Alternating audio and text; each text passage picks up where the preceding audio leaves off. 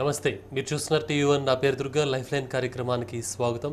సంతానలేమి, శృంగార సమస్యలు వీటికి సంబంధించి మీకు ఏమైనా సందేహాలు ఉంటే కనుక వెంటనే కింద స్క్రోలింగ్లో వచ్చే ఫోన్ నెంబర్లకు ఫోన్ చేయొచ్చు. దీనిపైన మాట్లాడటానికి మన స్టూడియోలో ఉన్నారు డాక్టర్ ఏ సత్యనారాయణ రెడ్డి గారు, సెక్సాలజిస్ట్. డాక్టర్ గారు నమస్కారం అండి. నమస్కారం. డాక్టర్ గారు, గతంలో కన్నా ఇప్పుడు ఈ రోజులు మారిన తర్వాత ఏంటంటే కనుక పెళ్లి కాకుండానే శృంగారంలో పాల్గొనే వాళ్ళ సంఖ్య ఎక్కువ అవుతోంది అంటున్నారు. ఎందువల్ల అంటారు? దేని గురించి ఇట్లా? పెళ్లి కాకముందు శృంగారంలో పాల్గొనే వాళ్ళు ఎక్కువ మంది అయ్యారు ఇప్పుడు. కానీ దాంట్లో అది మనిషి విచ్చలవిడితనం వలన వచ్చింది కాదు. సుమారుగా 50 సంవత్సరాల క్రితం 20 ఏళ్ళ అబ్బాయికి 15 ఏళ్ళ అమ్మాయికి పెళ్లి చేసేవాళ్ళు. వాళ్ళు పెళ్ళికి ముందు శృంగారం అనే మాటే లేదు ఇకప్పుడు. సుమారు 25 సంవత్సరాల క్రితం 25 ఏళ్ళ అబ్బాయికి 20 ఏళ్ళ అమ్మాయికి పెళ్లి చేసేవాళ్ళు. అంటే వాళ్ళకు వయసు వచ్చిన తర్వాత పెళ్ళికి ముందు ఉండే కాలం 5 సంవత్సరాలు. అంటే వాళ్ళు శృంగారం జరిపే అవకాశం ఉన్న టైం 5 సంవత్సరాలు. ఇప్పుడు 30 ఏళ్ళ అబ్బాయికి 25 ఏళ్ళ అమ్మాయికి పెళ్లి చేస్తున్నారు. అంటే వాళ్ళకి వయసు వచ్చిన తర్వాత 10 సంవత్సరాలు టైం గడుస్తుంది. కాబట్టి 25 సంవత్సరాల క్రితం ఎంత ఉందో సహజ న్యాయం ప్రకారం ఇప్పుడు రెట్టింపు జరగాల్సిందే. అంటే ఇది ఎక్కువ అవ్వటం వలన కాదు, పెళ్ళికి ముందు వయసు వచ్చిన తర్వాత పెళ్ళికి ముందు వచ్చే సంవత్సరాలు ఎక్కువైపోయినాయి. అందువలన సెక్స్ పెళ్ళికి ముందు చేయటం ఎక్కువైంది. అంటే లేట్ మ్యారేజెస్ వల్ల ఇదంతా వచ్చిందంటారు. అంటే ఏమిటంటే వయసు వచ్చిన తర్వాత పెళ్ళికి చేసుకునే మధ్య ఎన్ని సంవత్సరాల గ్యాప్ ఉంటే అన్ని సంవత్సరాలు సెక్స్ చేసే అవకాశం కానీ అవసరం కానీ అనుభవం కానీ గడిస్తారు. ఇది పూర్తి లెక్కల ప్రకారం సంవత్సరాల ప్రకారం వచ్చింది తప్పితే మనుషుల యొక్క చెడ్డతనం కానీ విచ్చలవిడితనం వల్ల కానీ కుర్రవాళ్ళు చెడిపోవటం వల్ల కానీ వచ్చింది కాదు. అంటే ఇంతకుముందు 50 సంవత్సరాల క్రితం పెద్ద మనిషి కాకముందు పెళ్లి చేసినప్పుడు పెళ్ళికి ముందు శృంగారం అనే మాటే లేదు అసలు.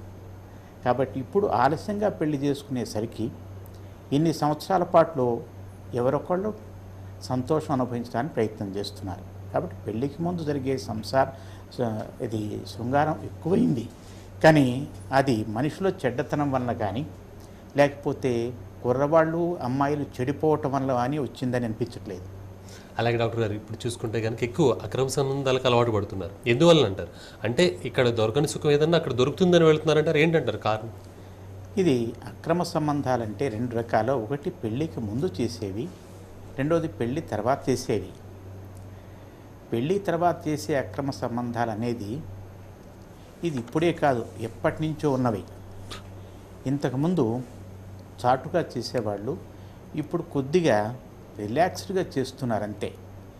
ఉదాహరణకి ఇది స్టూడియోలో చెప్పకూడని మాట అవ్వచ్చు, కానీ సుమారు 50 సంవత్సరాల క్రితం ఊళ్ళల్లో పల్లెటూళ్ళలో చాలామందికి సెకండ్ సెటప్ ఉండేవి. ఇది పెద్దవాళ్ళు ఎవరు ఒప్పుకున్నా ఒప్పుకోకపోయినా అందరికీ తెలిసి నిజం. ఇప్పుడు ఆ విధంగా కాకుండా ఏదో అవసరాని కోసం కానీ లేకపోతే తాత్కాలికంగాను అవసరం వచ్చినప్పుడు లేకపోతే అవకాశం వచ్చినప్పుడు చేస్తున్నారు తప్పితే ఆ విధంగా ఇంతకుముందు మాదిరిగా ఒక ఎఫ్ఐఆర్ అంటే ప్రీమరైటల్ ఎక్స్ట్రా మెరైటల్ సెక్స్ వేరు, ఎక్స్ట్రా మెరైటల్ ఎఫ్ఐఆర్స్ వేరు. ఎక్స్ట్రా మెరైటల్ ఎఫ్ఐఆర్ పెళ్ళయిన తర్వాత ఒక సంబంధం కొనసాగించడం ఇప్పటికంటే ఇంతకుముందే ఎక్కువ ఉన్నది. ఇప్పుడు ఎక్స్ట్రా మెరైటల్ క్యాజువల్ సెక్స్ ఏదో తాత్కాలికంగా చేయటం మాత్రం ఇప్పుడు ఎక్కువై ఉండొచ్చు. ఓకే అండి, మీతో మాట్లాడటానికి కాలర్ ఉన్నారండి. హలో హలో, మాట్లాడండి, డాక్టర్ గారితో మాట్లాడండి. హలో డాక్టర్ గారు, మా వేరేది మాట్లాడుతున్నా. చెప్పండి. హలో, నమస్కారం డాక్టర్ గారు. నమస్కారం, చెప్పండి. ఇది ఇప్పుడు డాక్టర్ సమరం గారు విజయవాడలో మన ఇంద్రియం అనేది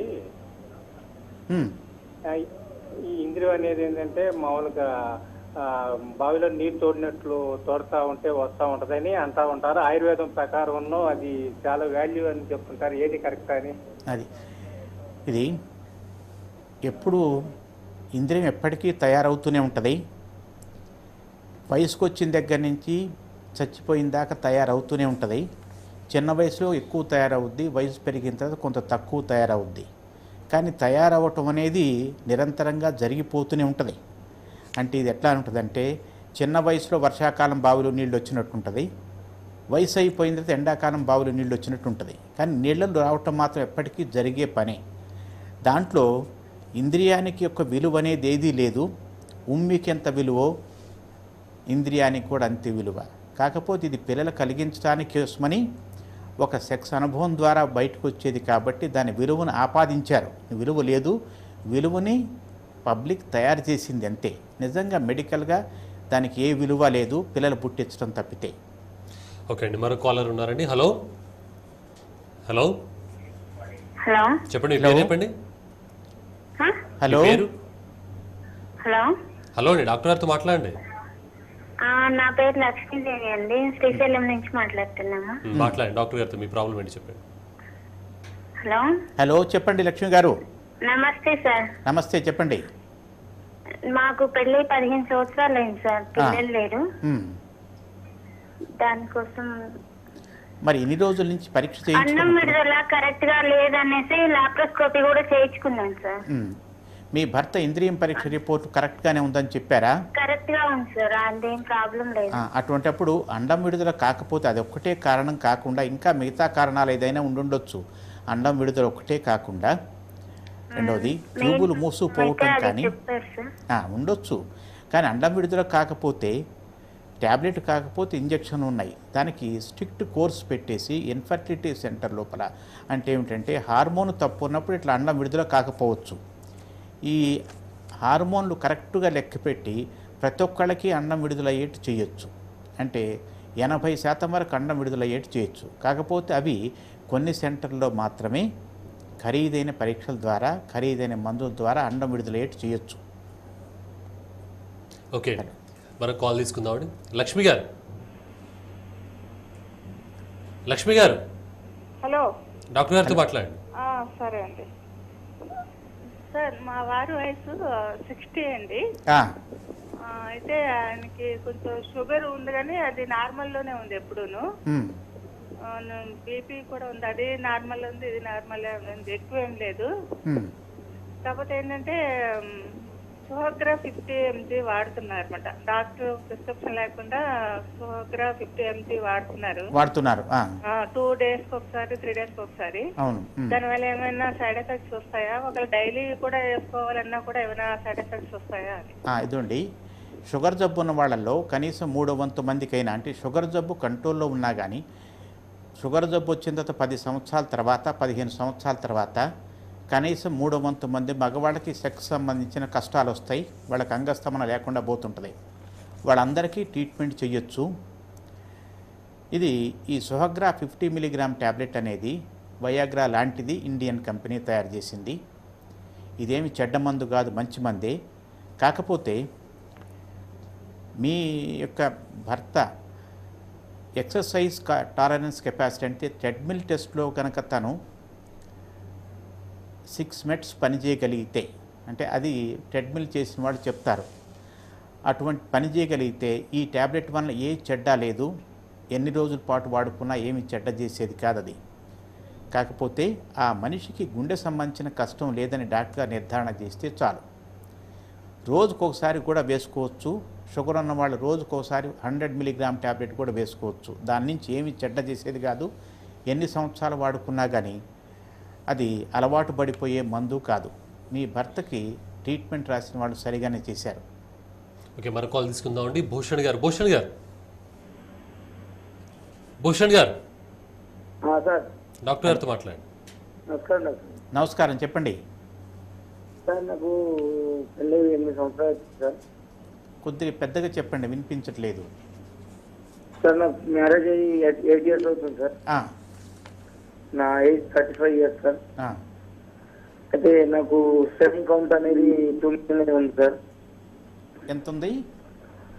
2 million. 2 million ఉంది. అది ఇది ఇంప్రూవ్ చేసుకోవచ్చా? దీనికోసం వెరికోసిల్ ఉందని అంటున్నారు కొన్ని డాక్టర్ దగ్గరికి వెళ్తే. అంటే మరి వెరికోసిల్ చేసుకుంటే పెరుగుతుందా లేదా అని. స్పెర్మ్ కౌంట్ తక్కువ ఉంటే, వ్యారికోసిల్ కనుక ఉన్న వాళ్ళలో స్పెర్మ్ కౌంట్ తక్కువ ఉండటం అనేది జరగదు. తక్కువ ఉండొచ్చు కానీ స్పెర్మ్ కౌంట్ తక్కువ ఉండే వాళ్ళల్లో చాలామందికి ఏ కారణం ఉండదు. కానీ కొంతమందికి వ్యారికోసిల్ ఉన్నప్పుడు ఆ ఉన్న స్పెర్మ్ కౌంట్ కూడా కరెక్ట్గా లేకుండా అబ్నార్మల్ ఫామ్స్ అంటే వంకర టింకరగా ఉంటాయి.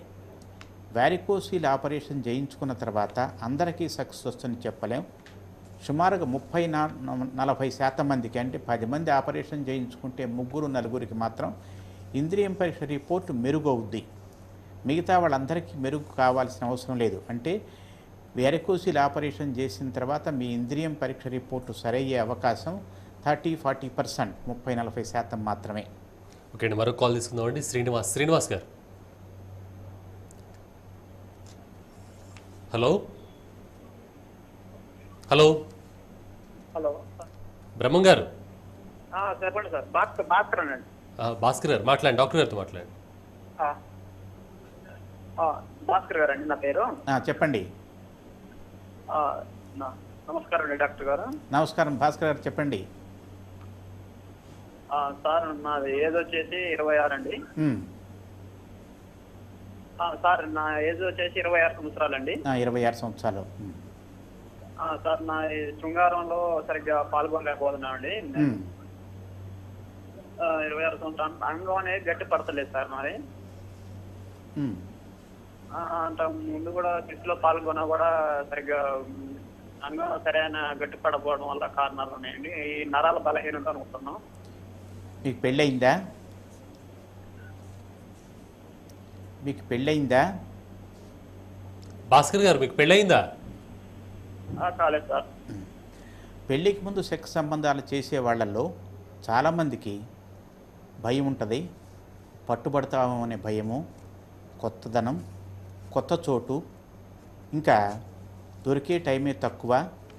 అవతల వాళ్ళు కూడాను అంత కంఫర్టబుల్గా ఇబ్బంది లేకుండా ఉండరు. వాళ్ళని బతిమిలాడి మామాలుకుంటారు వీడు పోయి. కాబట్టి ఇటువంటి అనుకూలం కాని పరిస్థితుల్లో, అంటే చాటుమాటుగా భయంగా అనుకూలం కాని పరిస్థితుల్లో ఇబ్బంది పడుతూ చేసేటప్పుడు ప్రతి ఒక్క పని సక్సెస్ఫుల్గా నడవదు. మీకు కూడా అంతే. మీలాంటి వాళ్ళందరికీ 90% మందికి నిజంగా సెక్స్ సంబంధించిన బలహీనత ఏది ఉండదు, నరాల బలహీనత ఏది ఉండదు. కానీ ఒకసారి ఎప్పుడైనా ఇట్లాంటిది ఆత్రం కొద్దీ చేసి ఫెయిల్ అయిపోయిన తర్వాత ప్రతిసారి మీరు ఈసారి నాకు పని జరుగుద్దా లేదా అని భయపడుతుంటారు. ఈ విధమైన భయం ఎక్కువైపోతుంటుంది. ఇటువంటి వాళ్ళలో 90% మందికి అన్నిటికీ మానసిక సంబంధించిన కష్టాలే కానీ నిజంగా ఒంట్లో ఏ జబ్బు ఉండదు. మీరు ఇప్పటికైనా కానీ ఒక క్వాలిఫైడ్ సెక్సాలజిస్ట్ దగ్గర పోయి దీని గురించి మీరు వివరణ చేసుకుని దీన్ని డిస్కస్ చేసుకోండి. మీరు ట్రీట్మెంట్ చేసుకోవాల్సిన అవసరం లేదు, కానీ దీని గురించి మీరు తెలుసుకుంటే భవిష్యత్తులో మీకు ఇబ్బంది రాకుండా ఉంటుంది. డాక్టర్ గారు, అలాగే శృంగారంలో పాల్గొనేటప్పుడు రకరకాల భంగిమల్లో పాల్గొంటేనే అంటే వాటి వల్ల ఏమైనా ఎఫెక్ట్ ఉంటుందంటారు, లేకపోతే కనుక ఎంజాయ్ చేస్తారంటారు దంపతులు కానీ బయట ఎవరైనా కానీ సెక్స్లో ఎంజాయ్ చేస్తారు? సెక్స్ లోపల ఒక భంగిమలో పాల్గొనాలి అనేది ఎక్కడ రాసిపెట్టలేదు. మెజారిటీ ఒక భంగిమలో పాల్గొంటున్నారు అంతే. కానీ భంగిమ అనేది మన ఇష్టం కొద్దీ అంటే ఇది ఎట్లానంటే టీవీ చూసేటప్పుడు ఒకళ్ళు కూర్చుని చూస్తారు, ఒకళ్ళు పడుకుని చూస్తారు, ఒకళ్ళు వాలి చూస్తుంటారు. అదేవిధంగా సెక్స్ చేసేటప్పుడు కూడా అంటే ఏమిటంటే 90% కంటే ఎక్కువ మంది మగవాళ్ళు పైనుండి మిషనరీ పొజిషన్లో చేస్తుంటారు. మిగతా భంగిమల్ని ఒక ఎక్స్పెరిమెంటేషన్గా చేస్తున్నారు తప్పితే అది ఒక సహజంగా చేయటం లేదు. అంటే ఈ విధంగా చెయ్యాలి అనేది కొన్ని తరాల నుంచి వస్తుంది తప్పితే అది ఇట్లా చేయాలని రూల్ ఏం లేదు. దానివల్ల చెడ్డ లేదు, దానివల్ల మంచిది ఏమీ లేదు. విశేషంగా పని ఏదైనా ఒకటే.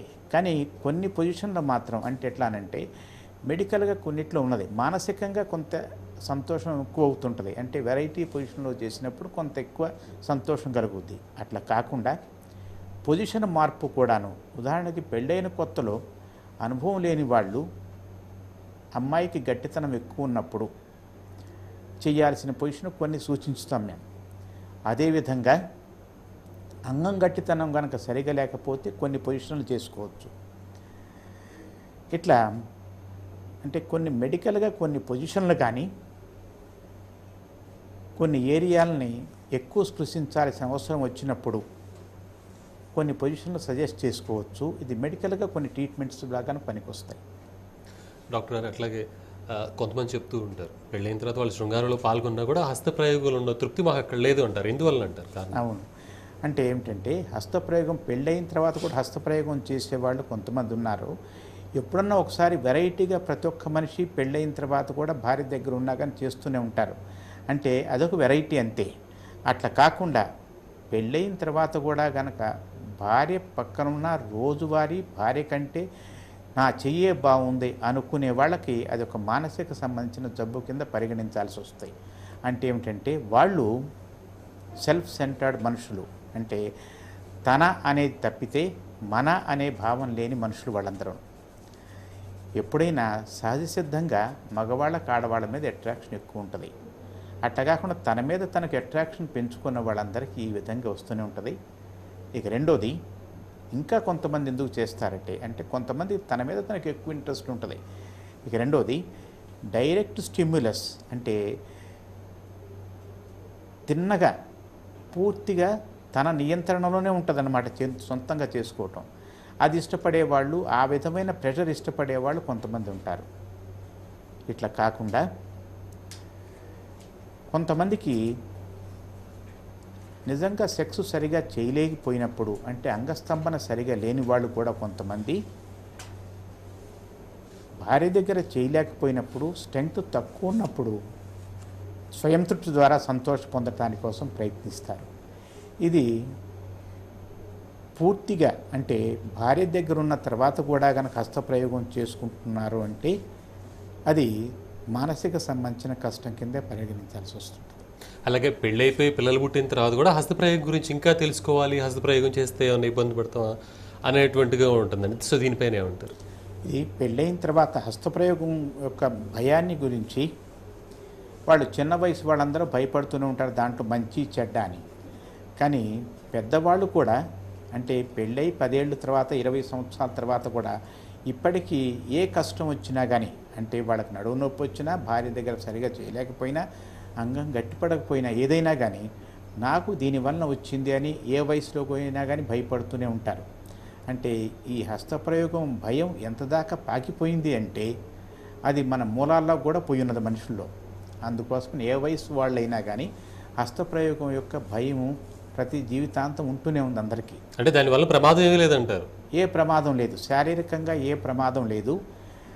కానీ హస్తప్రయోగం చెడ్డ అని మానసిక భావన వల్ల చెడ్డ ఉన్నది, అంతేగాని దానివల్ల ఇబ్బంది ఇట్లాంటిది ఏం లేదు. లేదు.